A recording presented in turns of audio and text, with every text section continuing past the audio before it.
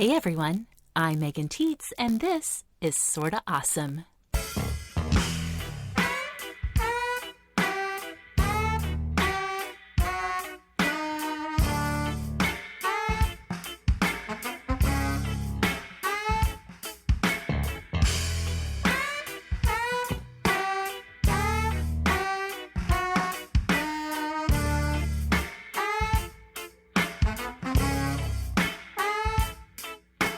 In this episode, I'm introducing you to the third member of the regular co-host team for Sorta Awesome, my very dear friend, Kelly Gordon of lovewellblog.com.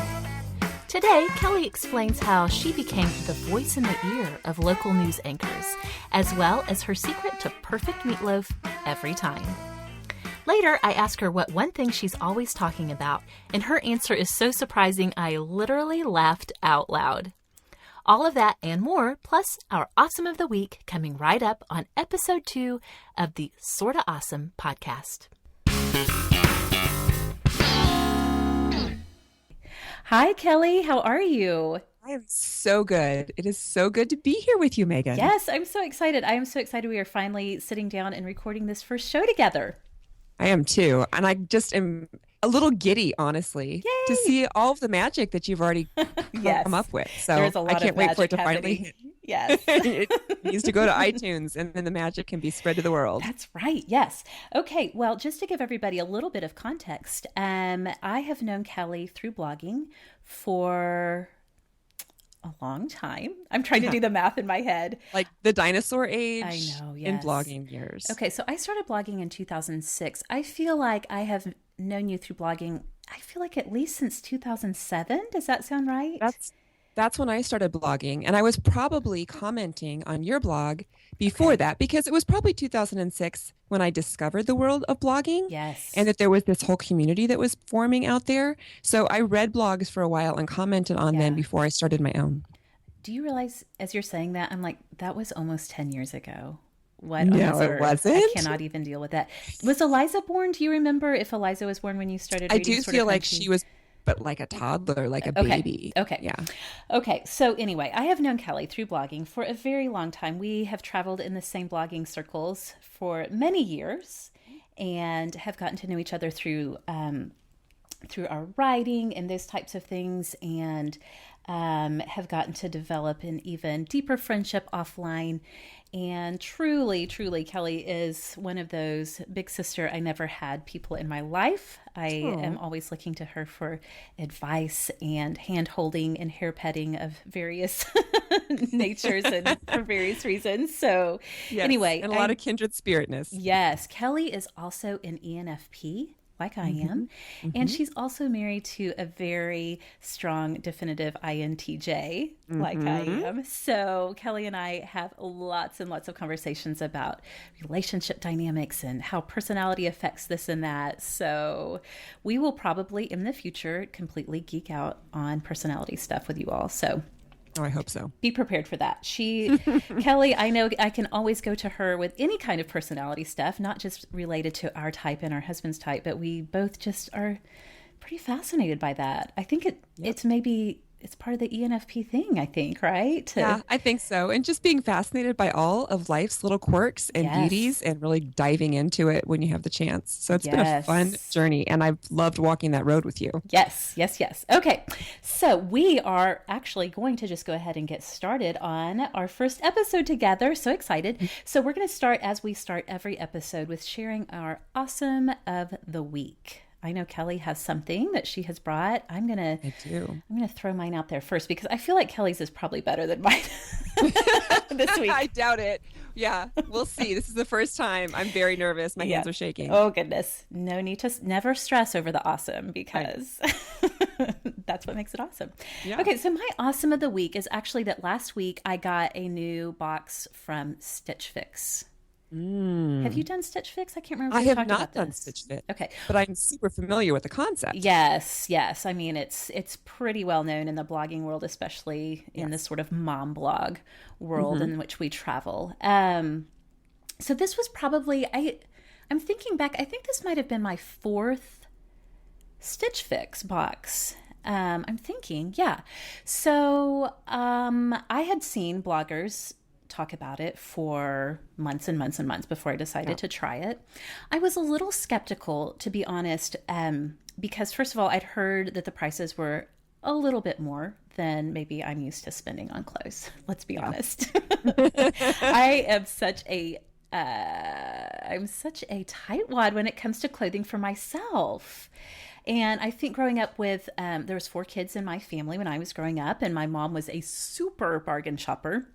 So I feel like, I'm not one to go and just pay retail prices for something. I want to hit the clearance rack and get the best deal possible.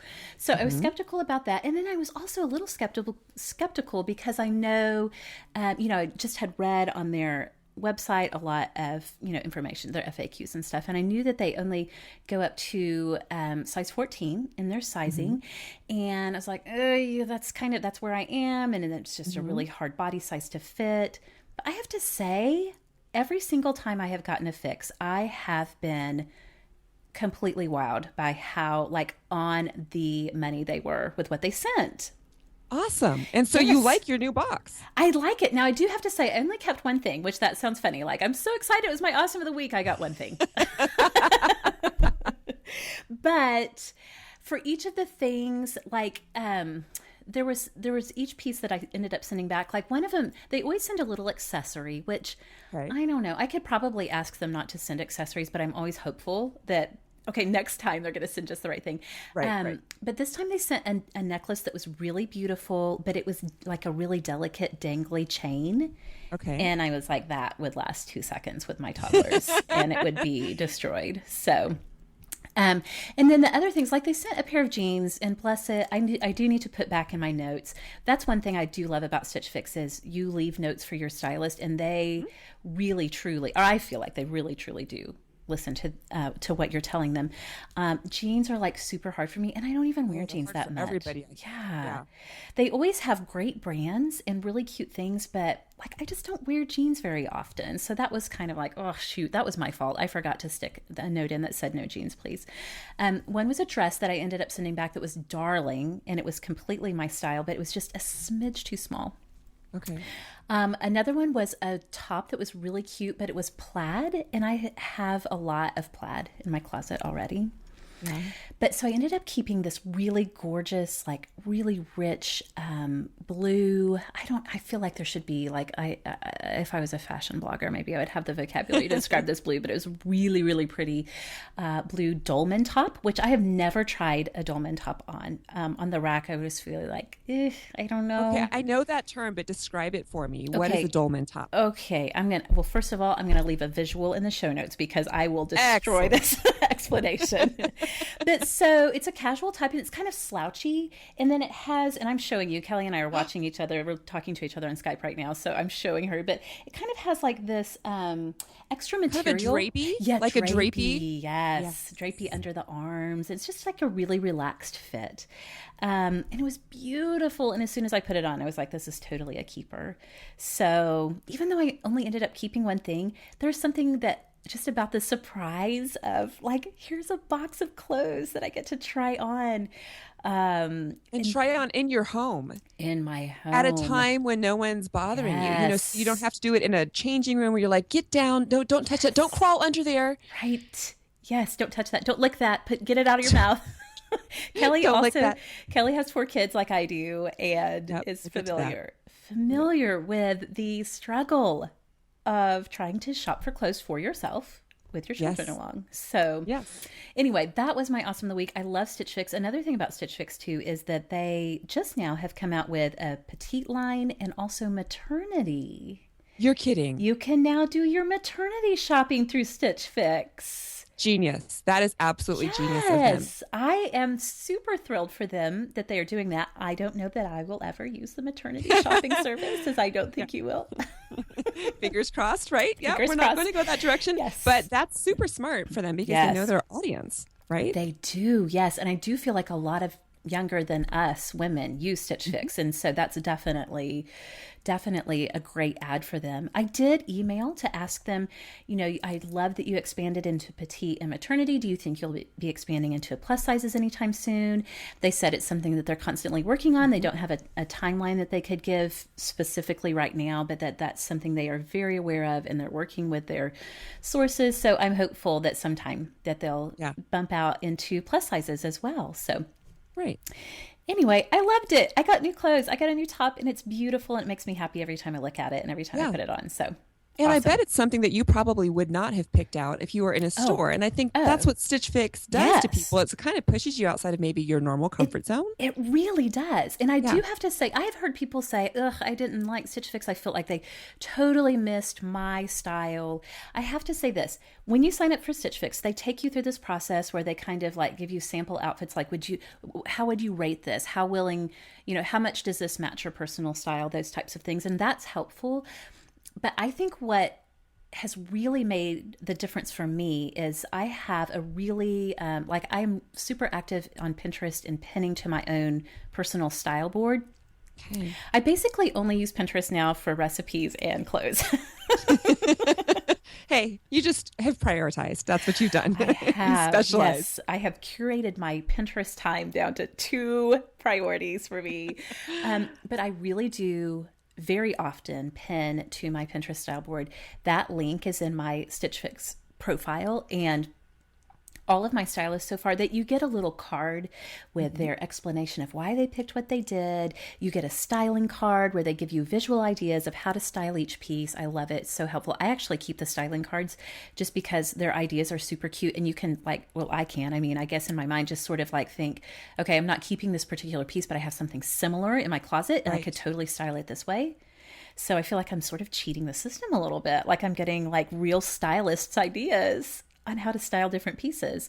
But I do feel like they really do look at my boards a lot. Almost every single box they'll say, I saw that you pinned this really similar dress, like the dress that they sent this time. This looks really close to something you had just pinned, so that's why I chose this for you. So I think that having a Pinterest board like that, or some kind of something where you can be like, this is the style that I like, the more information you give your stylist, the better your fixes are, I feel like. So right. I think that's the beauty of Pinterest, really, is that you can kind of collect these things in a really simple way digitally that can help you see what your style really is, or help a stylist really see what your style is. Totally. So even though, going back to what you asked, I would never have picked up this top because, again, I just felt like, well, it's kind of a slouchy, drapey look, and with my particular body type, I don't know how that's going to look. I probably never would have picked it up off the rack. But when I actually put it on, I was like, oh my gosh, this is darling. Where have you been all my life? Yes. So anyway, so I am loving it. That's my awesome of the week. Awesome. Okay, so here's my awesome of the week. Okay. And it goes to your Pinterest when you said your boards have come down to clothing and food. Yes. My awesome of the week is food. Yes, bring it on. Bring it. So we're just going to do I was trying to think. It was hard for me. I will share this. It was hard for me to pick a first awesome of the week because I kind of have the Lego movie in my head. Everything is awesome. It was hard for me to narrow it down to one thing. But this is what I thought. If I was sitting across a table, a literal table from you at a coffee shop, and I thought, what would I want to tell you? Something that has been in my life that has been super practical. It has made me happy. It has been a dish that I found this winter, and it's a healthy meal, and my family likes it. Yes. That's huge, right? Huge. It's not just me. I have I like a lot of things, but the kids are like, no. No thanks. Yes. What is that? Yes. So it is a Chipotle glazed turkey meatloaf. Oh my gosh. And you serve it with, I know, mashed sweet potatoes. Oh, and really right there, that could be a meal. You could, you could like supplement it with some other veggie or bread or whatever you want to do. Like I think on the pictures of it, they just have it with like limes if you want to just be ultra healthy. But here's the thing is it's got turkey. So it's kind of a different sort of a meatloaf. Yes. But it's really super simple to make. It's got that chipotle, the adobo. It's a wonderful Mexican seasoning, and you glaze it with that. Yes. And then you put it in the oven on a tray. Here's my little secret. the recipe says, and we can, I'm sure in the show notes, put a link to the recipe. Totally. The recipe says, like most meatloaves, they want you to cook it in a bread pan, in a loaf pan. Yeah. But I read years ago that, of course, the best part of meatloaf is the crusty stuff on the outside. Yes. So just shape it like a loaf, like shape it into a brick and cook it that way. So you don't even put it in a loaf pan. No, what kind of pan do you use then? I just put it on a tray, put it on a baking sheet. And the juice doesn't dribble out everywhere? A little bit. I put tinfoil down. Okay. Because I don't even like to scrub. So I put some tinfoil down. Okay. And I shape it into a loaf, and then you glaze it with the sauce, with whatever. Fantastic. In this case, it's a chipotle sauce. Yes. And a little bit of the liquid comes out, but not much. It's amazing. And it does get... Oh, then and I guess since it's turkey, it doesn't have the fat. It's already lean. It's leaner than most. Okay, I was thinking about a ground beef meatloaf. But yeah, I bet a turkey meatloaf... But I've done ground beef that way too, and it works. It still works. So I mean, you do lose a little bit of the juice, but you get all that crusty, yummy, crunchy, salty stuff. So that's there. And then what they have you do is just around it on the same pan or in the same oven, you bake sweet potatoes at the same time. So you can put it all in the oven at once and go help with homework or break up a fight or whatever you need to do while dinner is cooking. And then you come back the last few minutes of when the meatloaf is cooking, you take those baked sweet potatoes out, and you know how baked sweet potatoes are really easy to peel? The peel gets pulls away from the flesh of the potato. So you peel those, throw those potatoes in a pot, and just use a masher and mash them up with some olive oil and salt. And they are wonderful. I mean, the whole meal, I'm actually kind of all hungry now because starving. I have described myself into delicious. I'm like, can I go to the store and get some turkey so I can make a meatloaf tonight? That sounds amazing. And it was just fun. It was kind of a different sort of meal. I think that's why I liked it. Yeah. Was, turkey meatloaf with also this kind of Mexican inspired sauce. And it's kind of to me, it's a springy sort of thing because you want to put cilantro with it. Okay, I know we have a cilantro difference, but get your cilantro away from me. You don't have to. You don't have to put cilantro on it. Do not ruin this delicacy with cilantro. So for people who don't like cilantro, totally optional. You do not have to put soap on your meatloaf. That's not what I'm saying. Thank you. But lime is almost a necessity, like squeeze lime on the whole thing. And so it's kind of that spring, like we're all coming back to life. Wake up your taste buds and hopefully your family likes it sort of a meal. Yes. That sounds incredible. We will totally link that because I'm going to be making that this week. I am starving. That sounds so good. Okay, so let's talk about kids and meals for just a second really fast. I mean, this is just off the cuff, but so you, like I said, you have 4 kids, and they range in age from 4.5. He would tell you 4.5. Got to get the half age. Very important. Yes. To 13. So now, I mean, you've moved past toddlerhood. So you have your kids around the table. Do you do the whole, like, you have to do a no thank you helping kind of thing if it's not their favorite? Like, I fall victim, especially in toddlerhood, to just like, what will they eat? Here, yogurt and fruit for every meal. Maybe some peanut butter and milk. I mean, if they'll eat it, I'll serve it. And now, especially now that I have 2 toddlers. And I know that's terrible. I shouldn't be doing that. But it's just so much, I get so stressed out when they're not eating anything. But one great thing, the girls, at 10 and 7.5 are, they understand, like, this is dinner, you will eat, and this is what you are offered. And, if you don't eat now, you're going to be hungry later kind of thing. Like they've moved into that place of mentally being able to understand that. So it's not a concern anymore. So at your house, though, how does it? Because I know you're a pretty adventurous cook. I am. Yeah. So how does that something go over? That we haven't talked about yet, but my husband who travels lots of times. Yes. So that's made a difference in how I approach mealtime with my kids too. So I'll say this is what I do. When he's gone, I cook more kid-friendly sorts of foods. I think about what will they eat, right, and what not necessarily that everybody is going to be jumping up and down about, because they, it seems like there's never one thing that they're all excited about. But generally speaking, and meals that are fairly easy for me to cook. So this could probably be a whole other show because I've had to develop a whole repertoire of recipes that I can tackle, but that aren't when Corey first started to travel and the kids were younger, I will say this, I think that makes a difference that they're a little older. It was survival mode when he was gone. Oh, So absolutely. it was grilled cheese and pancakes and waffles and chicken nuggets Yes. ad nauseum. Yes.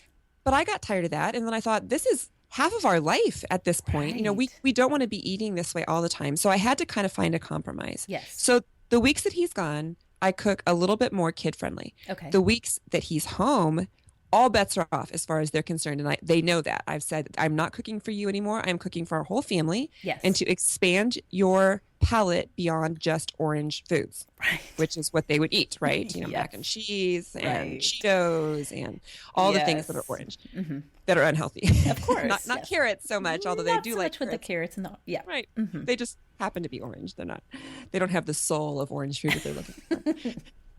But when he's home and I'm cooking this kind of food that they may or may not like, we have kind of staggered rules. Okay. So for the 4.5-year-old, our rule right now is he has to try a bite. Okay. Right. So like the no thank you helping is what we call it. Yes. So yes. Right. Mm-hmm. So last night, it was St. Patrick's Day. That's the time we're recording this. Yes. I made a cabbage dish that was new to me Mm-hmm. because I feel like I should. Yeah.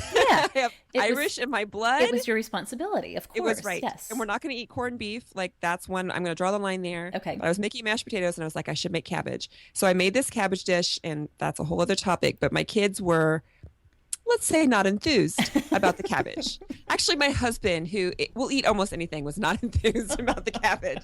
You were And like, I regret this decision. Yes. So I ate a lot of cabbage for dinner last night because it would all go to waste. But I said, just one bite. So they tried it. And my daughter, the one who is the oldest one, she's 13, she said, actually, that's not as bad as I thought it would be. That was like the best compliment we could get. But she tried it. She didn't have to eat everything on her plate. Other nights when I'm not making something that's brand new, that's cabbage, for our older kids who are 14 and 11, our rule is you eat it all. Like you can, if you're going to get a treat. Now, so we say, if you're going to eat all your food that I'm putting on your plate, fruit, vegetables, protein, then you can get a treat. But I don't know. Sometimes we just vary on whether they can actually just walk away and say, I'm not hungry Right. or I don't want to eat it. Right. The 7-year-old, she can walk away and said, a treat is not worth eating Sure. that. Yes. And Yes. the 4-year-old for sure. Yeah. And he walks away a lot of nights. In fact, his new thing, he'll eat what he wants, whatever it is, if it's the meat or the potatoes. And then he'll say, I don't want a treat. I'm done. Yes. Yes. Because he knows. Right. So that's how we tackle it, is kind of in an age thing, because you're right. Yes. When they're little, to some degree, you do just have to be wise. And Yes. maybe this is because we both have 4 kids, but you Yes. say, fight your battles Yes. Totally. where you Totally. want to fight them, and don't fight every battle all the time. You'll just collapse. Exactly. That's so true. And especially by dinner time, like I don't have a lot of fight. I don't have a lot of fight in me. And whatever I do have left, I got to save for bath and bedtime. So There's just some practical reality there. So, you said, I feel bad even saying this. And I'm thinking, you shouldn't feel bad, sister, Yeah. because this is the way of women. And we Yes. know we That's give each true. other grace and we Yes. say, ideally, yes, we would all be sitting down to a completely organic, no carb, Yes, right. dinner every night. And that's just not reality all the time. So we do the best we can. Totally. Okay. Well, thank you for that insight. That's really good. And you know what? I think maybe we should in the future do a segment where we talk about like best kid-friendly meals that, in the repertoire that you go back to over and over. So we'll sort of put that on the shelf for another day, because that I'm sure is super interesting. Okay. So as you all know who are listening at this point, for each of my regular co-hosts, I've put together a short interview to introduce them to you all so you can get to know them better, since they're going to be with us on a regular basis. So right now I'm going to go ahead and start grilling Kelly. She is now officially in the hot seat as I ask her these things. And again, if you missed the very first show of Sorta Awesome, you can go back to the very first episode and I answer all of these questions as well. So I'm not making them reveal anything that I haven't also revealed to you all. So you can go back to that first episode and hear my answers to these questions. But for now, it is Kelly's turn. So Kelly, I want to start with asking you if you wouldn't mind to take 5 minutes to just kind of tell us your life story. And as both of us as ENFPs, this is basically the question that we want to ask every single person that we ever meet. Like, amen. Let's sit down right here where we are, and I just need to hear your life story really quickly. Yeah. So it's a good exercise for us to try to do it. Yes, it is. Instead of just ask other people to do it. Exactly. Okay, so 5 minutes, your life story. Here we go. Okay. So when I was thinking about this question, because you so graciously were able to prepare me a little bit so that I didn't have to right now deer in the headlights, I was thinking, one of the things that I really love is regionalisms, all the different ways that our country is different. I mean, the whole world, you can talk about cultural differences forever with me because it's just super fascinating. So I thought I would tackle it a little bit that way because I've moved a little bit. So I was born in Cincinnati, which is... Yes, it's. I actually lived in northern Kentucky. If you know that region, it's divided by the Ohio River. So we lived across the river, but the major city there was Cincinnati. Okay. I lived there when I was little. My father was a pastor. Mm-hmm. He's retired now, so that's why I say was, but he was a senior pastor our whole lives. I am the oldest of four. Mm-hmm. So I was born, actually, my mom gave birth to me, I think the day or the day that the church actually voted him to be senior pastor. Oh, wow. And he was in his 20s, and it was a fairly large church. Oh, wow. So they kind of laughed. They said, you kind of gave us legitimacy, Yes. I'm a father now. I can do this. Yes, I can handle it. So we were there for a few years. We moved when I was between second and third grade to Dallas and lived there for a year. Okay. And I don't have a ton of memories of that area, but of course I say that's why I can truly say y'all. Yes. And it like, rolls right off your tongue like it a does, native. and especially now that I have so many friends like you who say it genuinely. Authentically. I say it all the time now. People look at me funny in Minnesota where I live now. But I'm like, no. I can say y'all and all y'all. All y'all. It's true. Mm-hmm. Okay, because I lived in Dallas for 1 year, people, so back off. When I was 10, we moved to Minnesota, and this is where I live now. It's not where I've always lived, but this is really the place that, because I was in fourth grade, there was just a lot of becoming still for your life, of course. Yeah. So even though I remember that transition of childhood, this is really my home. So because my dad was a pastor, I think a good thing to note in my life story is that I grew up really deep inside the American evangelical Christian bubble because I was at church every time it was open. Right. And my parents were big believers in Christian schooling. So I went to Christian schools. Okay. Mm-hmm. So I did that when we lived here and really only knew people, that believed like I did. Right. And it wasn't until I was in high school, I was in ninth grade, and I started to get to know kids more in my youth group at my church, and their faith, which is a big part of my life, seems so much more genuine than anybody that I knew at my Christian school. So I switched at that point to public school, and it was so good for me. Like I look back, and it was just, it woke up my faith. It made so many things become real to me. Sure. Let me interrupt you and just ask really quickly. I never knew that part of your story. Mm-hmm. Did you, how did you approach your parents about that? Did you just out and out say, I feel like my public school friends, challenge me more in my faith? Or if they were already big believers in Christian schooling, how did that transition work on their end? That's a good question. It's a really good question. And I think it was scary for them, honestly.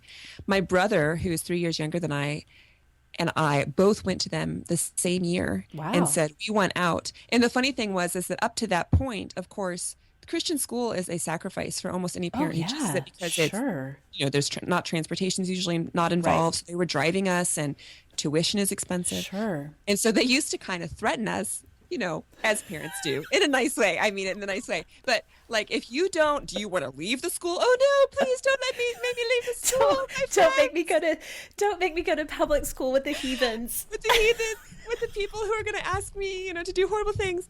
So they always, that was the way that our relationship was. And then all of a sudden in 1 year, my brother and I both went to them and said, we need to get out. So it the paradigm shifted for them. Okay. And they saw that. We asked for different reasons. I was pretty honest about my faith, saying, Mm-hmm. I feel like this is a stagnant puddle over here and I need to get out into a bigger pond. And my brother just wanted to play sports because our Christian school didn't have any. Yes. Both completely legitimate reasons. Totally. Gotcha. Okay. So that was how it happened. And I think that to their credit, it was a little scary for them to Sure. send us off. I was a sophomore and he was in middle school to, the big bad public school. Yeah. But really, I look back at that and I'm so glad they enabled us to take that step because it was so important to my faith and to my relationship with God and how I viewed the world. It was a really good step. So awesome. I'm sorry, I didn't mean to interrupt, but I just as a parent, just think, because you and I've talked about schooling stuff a lot. It's always on my mind. So that just really struck me. I never knew that you had approached them about leaving Christian school to go to public school. So, okay.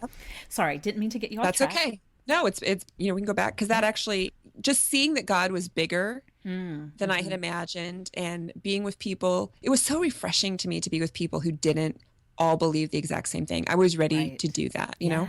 So the funny thing in some ways is that I went back to a Christian college to get my degree. And I actually even went a year early. In Minnesota, there's a program called post-secondary education where you can obtain college credit. You can actually go to college and the state pays for it. Sure. Okay. So my senior year of high school, I went to college full time because I knew what I wanted to do. And that was a thing that was kind of funny about me. Actually, I had like 8 different careers. That's very ENFP, right? I was like, okay, how do I choose one? People were going, what am I going to do with my life? And I'm like, I need more lives. I need more lives to get done all the things that I want to do. Yes. But I relate to that 1000%. Okay. Yes, I know you do. But my number one was journalism. So I wanted to go and tell other people's stories. I loved the medium of especially video journalism. So that's what I did. So went to school, got my degree in journalism, and pretty quickly got married. My husband and I, before I had graduated from college, we got married. And as soon as I was done, we were like, we are so out of Minnesota. It is like so dang cold here. Yeah, we're out of here. We are done. And so we moved like to the opposite end of the spectrum, Phoenix. That's what you do. That's so radically different. It didn't really go all that well. I wouldn't say that it is a recipe for success in any way for you to grow as a person or as a married couple. Yes. Okay. So that was a chapter that is a little dark, but we were only in Phoenix for about half a year. We moved to San Diego and then we were there for about 10 years. Oh my gosh. And I loved California. Really, Minnesota is where I grew up and where I live now, but my personality is pretty evenly split between kind of my Midwestern up north roots and my California spirit, because California is my people. Like, no hose wearing, flip-flops, suntan, hang out by the beach, whatever, man. Whatever. It's all and good. You are a gorgeous blonde too. So, and I will have you all will be able to see her picture on the co-host page. So, but yeah, I mean, you look like California for real. You do. So, well, I'll take that as a compliment because I'm sure when y'all moved out there that you probably got mistaken as a native because, I mean, seriously, like you just have that sort of aura about you. In some ways. And I think that especially because the personality fit. So I was always a waitress, like through a food server through college and even high school to make money. So I was there too. It was a good job to go back and forth. When you move to a new community and are looking for a job, you can almost always find waiting table sort of job. So I worked at a group of community newspapers in San Diego that were right along the beach. So there's all these little beach towns. Ugh. And so I just, just drinking that culture of California. And I just thought this is like home to me. It really is. So I loved being there and I loved working. Eventually I worked most of my time there at the NBC station as a TV news producer and loved it. Kind of got burned out. So producing news segments, that's what you did, right? I produced news shows actually. So like the whole half hour. Okay. So I'm just going to, again, derail you. You're going to want to kill me by the time this is over. So it's going to take more than 5 minutes. That's all. Just like, what would your typical day look like then? Like, were you actually doing any like interview type things, or were you just like the nuts and bolts of production? What would that mean to produce a news show? Well, the first thing I always told people when they found out that I worked at KNSD, they would say, "Oh, well, I see you on TV." And I'm like, only if something goes drastically wrong. Like my point, only if the studio's on fire. Right. Or maybe I'm running behind somebody. Woo! My job was to, as a producer of a newscast, you're in charge of the whole newscast. So you're deciding what stories are going to run in your newscast, what order they're going to run in. Okay. To some degree, possibly what reporters cover what, although you work as a team with the other newscasts and the assignment desk, who's actual like command central of a newsroom. They assign stories to reporters and photogs who go out and actually, get the information. Occasionally, I did do interviews over the phone, or I would write up a list of questions. If it was a shorter story, I could say to a photographer, we don't really need a reporter's presence on this, because a reporter puts together what's called, in any other business, it would be called a story. And TV news, if a reporter does the whole thing, it's called a package. Okay. And so a reporter, when they, when the anchor tosses to the reporter and the reporter says, "Thanks, Bob. Here's what's breaking tonight." And then they go to a whole story. That's called a package. Okay. So they would produce that whole thing. If it's a smaller thing that the anchor just reads, and there might be a little soundbite from somebody, right? I could do that in the sense that I could write up my questions, send it with a photographer who would just ask it and bring it back, and then they would edit the tape to go under what the anchor reads. But what my job was mostly was to write. I wrote the intros. I wrote a lot of the other stories. I had writers who worked for me as well. And then also the biggest, and this is kind of the funnest part of TV news, but also the part that kind of fries you, is you're responsible for ordering the show and also dealing with any interruptions or breaking news stories. So you could, in the morning meeting, say, well, I think this would be a great story, and then I'm going to go this, and then I'm going to do this and this and this, but it's constantly changing. And inevitably, if a half an hour before your show, there's a car wreck, an accident, or let's be honest, this was Southern California, Michael Jackson was seen on the freeway somewhere. Yes. Oh my word, deploy the helicopters, break up your show. It does not matter that there are people hungry in Africa anymore. Michael Jackson is on the freeway, people. You're like scrambling. Yeah. Okay. And so you would have to, like, on the fly right then, reorder the whole show that you'd already ordered out and find new tape and what's coming in. And you're also talking to your anchors. If you've ever seen a TV show or a movie where the anchors are like holding their ear. Holding their earpiece, wait. I'm hearing so this. we're the voice in their ears, like telling them. You're going, the voice. We're the voice in the You have connected so many dots with just that sentence. Okay. So that's what I did. I was really a writer, and you really, in the sense of producing, taking many disparate parts and putting them together. That's what I did. Okay. I love it. Okay. I knew that you worked behind the scenes in news, but I didn't know that was specifically what you were doing. Yeah. That is amazing. Okay. Get back to your life story. stories. So that's what I did. But because of that, you think about that kind of pace, and I loved that kind of pace. Like it was. Though? Yes, exactly. And you don't really, like in a lot of professions, and certainly ours is not how do I say this without making it sound bad? There are people who work 24/7 who are noble, who are doctors and EMTs, and we're like, TV news people. But yeah, we did work 24/7. You didn't have, people worked overnights. You never had holidays that were for sure off and that sort of thing. So just the hours were hard on our marriage and just on me. Yeah. So eventually I actually went and took a completely kind of different pace job at a Christian college in San Diego called Point Loma Nazarene University. They're also right on the beach, beautiful campus. And I did media relations there, and then went from there to be what I think is probably described as the worst high school teacher in the history of the world.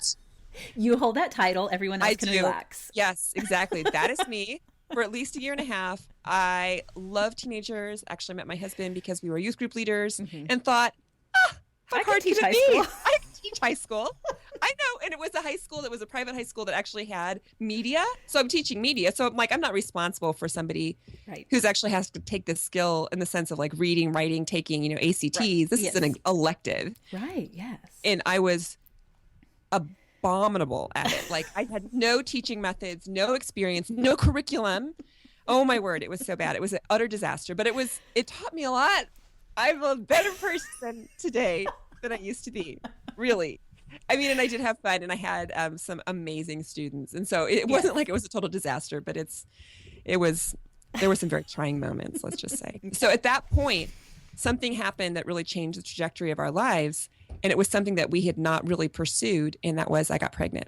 Okay. And we had been married for about 8 years at that point, did not want kids. Like that just was not going to be our thing.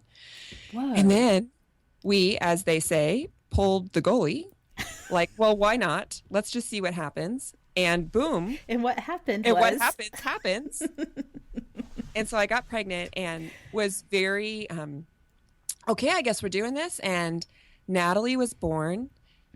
And when they laid her in my arms, I honestly think something in my DNA shifted because I had spent, almost 30 years of my life up to that point going, kids, whatever. Yeah. No part of my life dream. And here was this little baby placed in my arms. And I looked down at her and I thought, I had never fallen in love so fast, so hard. Oh my gosh, I'm going to cry. That is so beautiful and so true. So true. It's true. And I don't think it's that way for every parent. Sure. It's always happened that way, but it happened that way for me. And all of a sudden, I could not imagine doing anything but being a stay-at-home mom, the thing that I had always sworn I would never do, right? Like even under threat of torture. Yes. And I loved it. So since Natalie was born, we moved back to the Midwest, to the Minnesota area, and then eventually to the Twin Cities when she was not quite 2. And then so we had 3 other kids. As you said, we have 4. Yes. So we had Connor and then Taylor and then Kieran. So there's girl, boy, yes. who are now 14, 11, 7, and 4 and a half. And a half. And I've been at home with them ever since Natalie was born. Wow. As a stay-at-home mom. And really, I've said this to a number of people, one of the biggest surprises of my life, and I think God's smiling at me like, I so know better than you, is that I have loved it. Yeah. I love being home with my kids. Love it. Love it. And so Corey, as you mentioned earlier, just because I'm sure this will come up in future episodes, Corey has a job and has had for quite a while, it seems like, where he travels a lot during the week.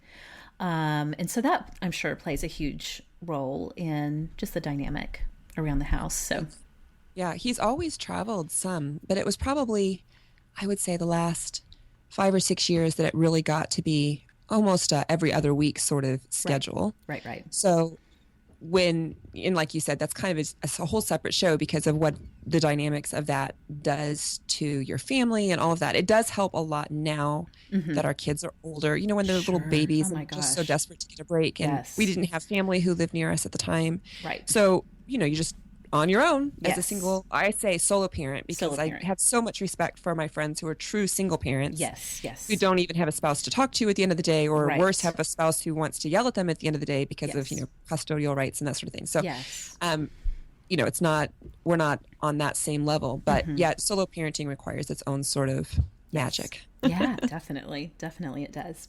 Okay. Well, that might even play into what I'm going to ask you next, which is, all of us have things going on. Like, we can all certainly sit down and give you a rundown on the wonderful, beautiful things that are going on in our lives, but all of us have our challenges that we're facing down every day too. So I wanted to ask you, what are some of the challenges that you're facing right now in this current moment in life? I think the biggest challenge is it goes from what I was just saying, which is that I have kids who are now 4.5 to 13. And so I'm out of that toddler stage and that baby stage. And there's, as much as I loved my babies, I was just looking at some old video this morning of Kieran, my youngest, just a couple years ago. And he's this chubby faced little guy. And he's like, hi, mama, how they talk. And you're all, oh, it's so sweet. But it's wonderful to be here. I will say that as well. Yeah. To just be able to have a little bit more autonomy. And I feel a little bit of freedom coming back to me that I've just not had in a long time. But with that, the challenge that I'm facing is that I have all of these different age kids. And so my life is getting ready to change in really dramatic ways this year of 2015, because next school year in September, when everybody goes back to school, I will have a high schooler, brand new. Natalie will go to high school. My second will go to middle school. And then my baby will go to kindergarten. And it will be all day, every day kindergarten, which none of my kids have done up to this point. So I feel like my whole being right now is focused on the fact that these last few months of this school year are all that I have left of life as I know it. As I've come to say, I've been at home, and we've all, even up till now, we all still have the same start time for school. So basically, anyway, my kids get picked up for the bus at 8:30, and school starts for, even since Natalie's at a Christian school, even though she's in 8th grade, she still starts at 8:50. We've been on this same routine for a long time, and I've always had somebody at home. So Kieran goes to preschool a few mornings a week this year, which again, that was life changing. First time I even had some time to myself that wasn't like paid childcare. Right. But I feel this weight of change that's coming, like a wave that's coming towards you, and you can see it approaching, and you know it has all kinds of energy to it. Yes. And you're going, oh, I just want to surf it well. Yeah. So I'm just enjoying the relative calm that we have, and storing up all this energy for the new life stage that approaches me. Yeah. I can't wait to see what the coming months are going to bring for you. That's going to be really huge. Really right. huge. Because not only does it change my kids, but I'm thinking then, do I go back to work? And if I do, what do I do? And it's just, I think that when you have especially young children, you look down at them. And I think that's the way it should be. But it's like right now, I feel like my eyes are starting to look out again on the horizon. And I haven't really looked out, in a sustained sort of way for a long time. For a long time. I cannot wait to see what is around the bend for you. I love that idea of like a wave. I love that. That's so appropriate. So, okay. Well, the last thing I wanted to ask you then is, what is the thing that you are just always talking about, that you have so much enthusiasm for, that you're so into, that you find you are always bringing it up to people, whether they want to hear about it or not? Oh, my word. Okay, so I laughed at this question because I thought, I bet I could take a survey of my friends and they would answer the right thing. Yes. Which is really, okay, we've already talked about food. So I'm going to say, obviously, I love to talk about food and recipes. I love to cook. Yes. So, my awesome thing of the week is a demonstration of that. But the other thing that is kind of geeky that I will talk anybody's ear off is weather. Weather. I love to talk about the weather. I love the weather. I am fascinated by it. And my friends joke, but they are not really joking, that they will call me and say, I don't even watch the weather anymore, Kelly, because I will call you and say, so do I need a sweatshirt on Friday or not? Kelly has texted me to be like, you're under a tornado warning, right? And sometimes I don't know. And I'll be like, well, thank goodness that Kelly knows. True story, people. And if you just want to send me your, zip codes, I will also be watching the weather for you, because this is what I do. That is amazing. Have you always, like as a kid, were you into it? Is this something that developed when you worked in the newsroom? Tell me the history of your obsession with weather. You are the only person I know. I know. That's what I see. Thing is weather. This is called bearing your most geeky soul on the interwebs, people. Yes. I have always been obsessed with weather. And I think, do you look back at your childhood self and just feel so much like she was so pitiful in some ways, but yet you love her so much? Oh my gosh, absolutely. Yes. Because I look back at some of the things I did when I was, upper elementary, maybe middle school age. Like I used to tape, this is dating me, I taped things. On the taped. VCR. Mm-hmm. No, not even the VCR, like on my actual tape recorder. On your boombox? Yes, on my boombox. I would tape the intros to TV shows, and I recorded like all of the 80s best TV shows, like the A-Team, the Cosby Show, The Facts of Life, which we weren't even allowed to watch. Like all of these, I know, it's a whole Christian subculture sort of thing that's just really weird. But I taped all of these, like that was my, I made that a mission like one summer. So somewhere in my basement, I have an actual tape of all of these things, and I would keep it on pause, and I would unpause it, and I would hold the boombox up to the TV. This is the best thing I've ever heard. And I made my own radio station, KLLY. Oh my gosh. So this is the child that you were talking about, right? So it should not surprise you that because I grew interested in the weather, and my dad grew up on a farm, so I think he was also interested in weather and probably passed it to me because it's real information. That is legit. Yes. My mother-in-law grew up on a farm, and she is very sensitive to the weather. Not like, I mean, I wouldn't say that she geeks out about it, but she keeps an eye on it way more than I do. I think that does influence, because as people who are in agriculture know, you are really like the actual winds of fortune, literally and metaphorically, influence your profit and those types of things in a very real way. So I do think that has a big part. It's your life. And I think probably here in Minnesota, we're so far away from the moderating effects of the ocean that just like Oklahoma to some degree, we get all kinds of weather. So it is a big thing. If you live in a place like San Diego, I love you, San Diego, but there's no weather there. There's no weather there. And so it's just gorgeous every single day. Like you get up and check the weather. It's a gorgeous day in San Diego. In San Diego, so true story, because I worked in TV in both markets, in Minneapolis and in San Diego. You know, Minneapolis, the weather is so important.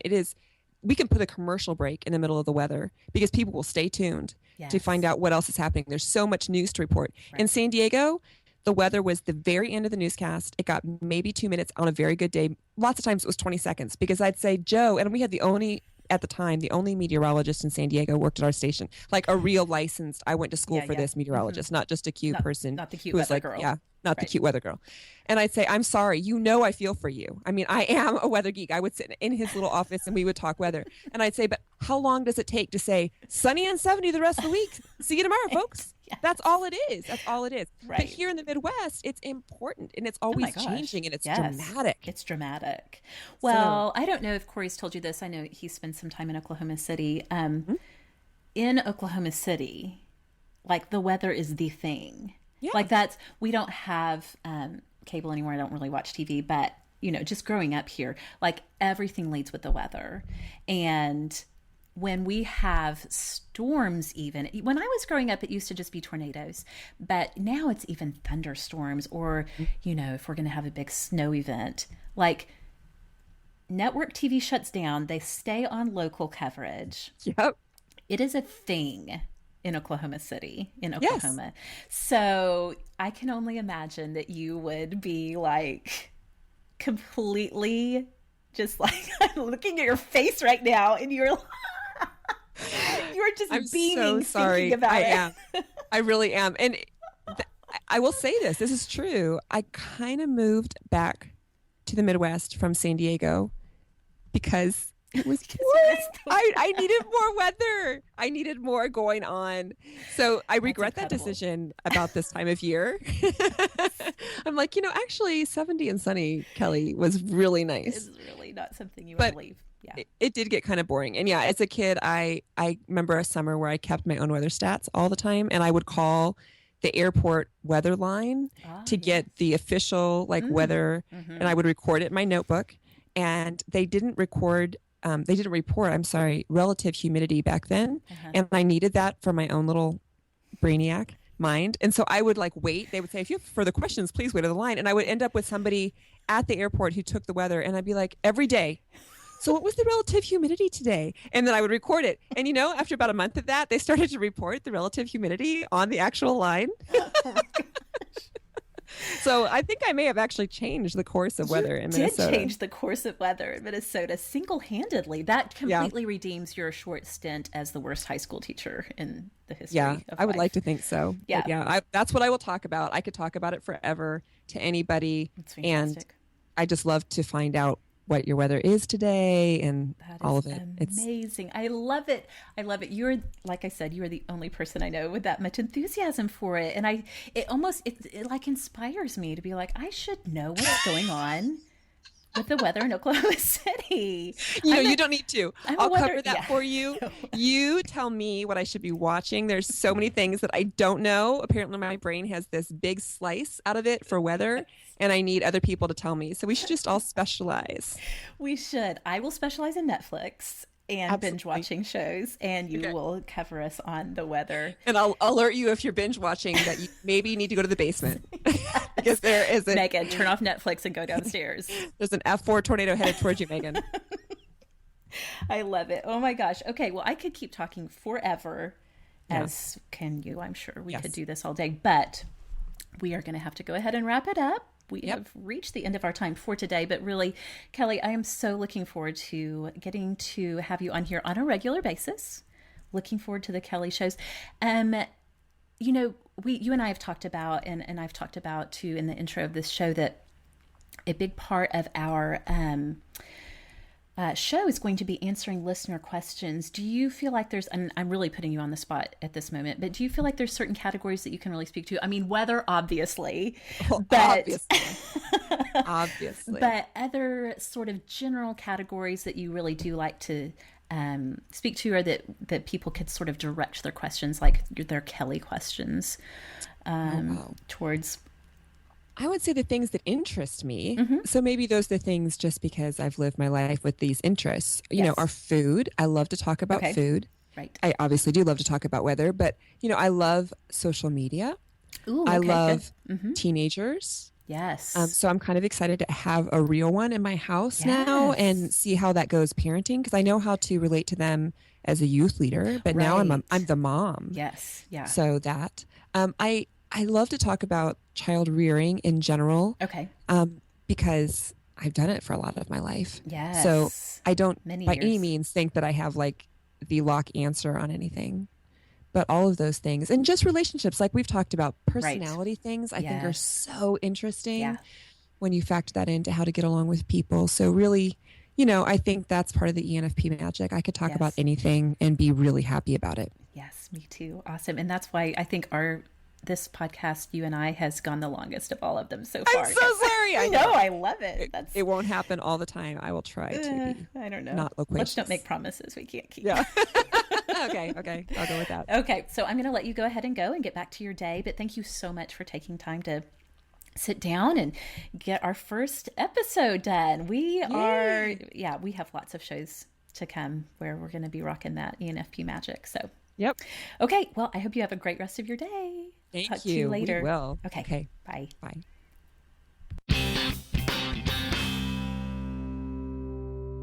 Thanks so much for joining us today on Sorta Awesome. You can find Kelly around the web or on her blog at lovewellblog.com. She's on Twitter and Instagram as @Kelly@lovewell.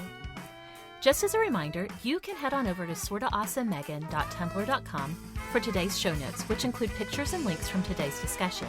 While you're there, click on the Ask Us link to submit your questions for us to answer in an upcoming episode.